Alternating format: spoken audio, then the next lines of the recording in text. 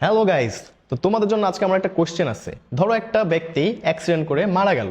ধরো তার কিছুই হয়নি, তার হার্ট, লিভার, কিডনি সবই ভালো আছে, শুধু একটু রক্ত বেড়েছে, মানুষটা মারা গেল। আমারও তো হার্ট, লিভার, কিডনি সবই আছে, তোমারও আছে, তাহলে সে কেন মারা গেল, তুমি কেন বেঁচে আছো? এবং এর সাথে এই যে অ্যানিমিয়া, এর কি সম্পর্ক? তো এই বায়োলজি রিলেটেড যে মজার যে তথ্যটা, যে আসল রহস্য, আজকে চলো আমরা এই রহস্যটা উদ্ঘাটন করবো, যে কেন একটা ব্যক্তি রক্ত বের হলে মারা যাচ্ছে। সো এটার জন্য আমাদেরকে প্রথমে বুঝতে হবে অ্যানিমিয়া জিনিসটা কি। তো অ্যানিমিয়ার সাথে কিন্তু এটার একটা বড় সম্পর্ক বিদ্যমান। সো অ্যানিমিয়া জিনিসটা কি, আমরা যদি এই অ্যানিমিয়া শব্দটাকে ভাগ করি তাহলে দেখো দুইটা পার্ট পাবো, একটা হলো অ্যান আর একটা হলো এমিয়া। ওকে, তো তোমরা একটা জিনিস আজকে থেকে একদম মাথায় সেট করে নাও, যেখানেই অ্যা অথবা অ্যানা এই দুইটা ওয়ার্ড থাকবে সেখানে বুঝবা এখানে নেগেটিভ কিছু একটা বোঝাচ্ছে। কি নেগেটিভ বোঝাচ্ছে? এই অ্যা অথবা অ্যানা এই শব্দটার মেইন মানে কি উইথাউট, উইথাউট অথবা নাই অথবা খুব কম পরিমাণে বিদ্যমান। এবং যেখানে এই যে মিয়া শব্দটা দেখবা সেখানেই মনে করবা রক্ত রিলেটেড অথবা ব্লাড রিলেটেড কিছু বলতে যাচ্ছে। তাহলে এই মিয়া মানে কি ব্লাড অথবা রক্ত। তাই হলে এই যে অ্যানিমিয়া এই শব্দটার টোটাল মিনিং কি দাঁড়াচ্ছে? অ্যা মানে নাই এবং ব্লাড মানে রক্ত, মানে রক্ত নাই অথবা রক্ত কম। সো অ্যানিমিয়ার বাংলা মিনিং কি? রক্ত স্বল্পতা, অথবা আরেকটা নামে ডাকা হয় সেটাকে হলো রক্ত স্বল্পতা বলে।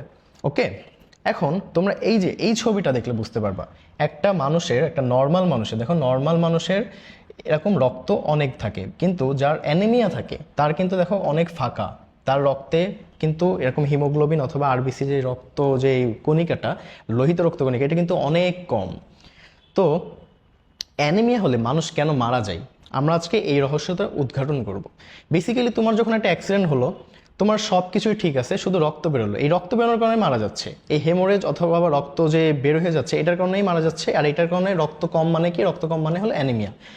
সো আমাদের দেহে আমরা বেঁচে থাকি কি জন্য? বেঁচে থাকি বেসিক্যালি আমরা খাবার খাই এবং আমরা বায়ু থেকে অক্সিজেন গ্রহণ করি, এই কারণে তো আমরা সবাই বেঁচে আছি, তাই না?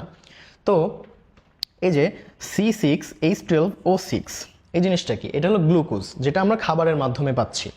এবং যে অক্সিজেন, এটা কি বাইরের বাতাস থেকে আমরা নিতেছি। এই যে রিয়াকশনটা, এই রিয়াকশনটা করে কি উৎপন্ন করতেছে? কার্বন ডাইঅক্সাইড উৎপন্ন করতেছে, পানি উৎপন্ন করতেছে এবং এটিপি উৎপন্ন করতেছে। এটিপি এটিপি এটিপি কিন্তু আমাদের বডির মেইন শক্তির উৎস। আমরা শক্তি কোত্থেকে পাই? আমরা সারাদিন কথা বলতেছি, কাজ করতেছি, প্রত্যেকটা শক্তির উৎস কিন্তু এই এটিপি। তাহলে এটিপিটা বেসিক্যালি কোত্থেকে আসতেছে? এই যে গ্লুকোজ অথবা খাবার থেকে এবং অক্সিজেন থেকে। এখন এই অক্সিজেন অথবা খাবারকে আমাদের প্রত্যেকটা কোষে কোষে কোষের ভিতরে পৌঁছাতে হয়। ধরো আমার একটা লিভার অথবা আমার হার্টের প্রত্যেকটা কোষে এই গ্লুকোজ এবং অক্সিজেন পৌঁছাতে হয়। এই দায়িত্বটা কার? এই দায়িত্বটা হলো রক্তের। রক্তের মাধ্যমে প্রত্যেকটা কোষের মধ্যে এই খাবার এবং অক্সিজেন পৌঁছে যায়। তো এই রক্তই যদি কম হয়ে যায়, এই রক্তই যদি আমাদের শরীরে না থাকে অথবা কমে যায়, তাহলে কি আমাদের যে বডির শক্তি আমরা কি পাবো? এই এটিপিটা কি উৎপন্ন হবে? এক কথায় এটিপি উৎপন্ন হবে না। তাহলে এটিপি যদি উৎপন্ন না হয়, তাহলে ধীরে ধীরে আমাদের মাসেলগুলা, আমাদের যে বিভিন্ন অর্গানগুলো যেমন হার্ট, লিভার, কিডনি, এইগুলো সব কিছু ড্যামেজ হওয়া শুরু করবে। ড্যামেজ হইতে হইতে সিস্টেমিক একটা ফেলিয়ার হয়ে যাবে, মানে আমাদের শরীরের যে সিস্টেম এইটারই একটা অন্যরকম একটা অবস্থা হয়ে যাবে। সো এই কারণে মানুষ তখন মারা যায়, বাঁচতে পারবে না। তাহলে আমরা এই রহস্যটাকে উদ্ঘাটন করতে পেরেছি।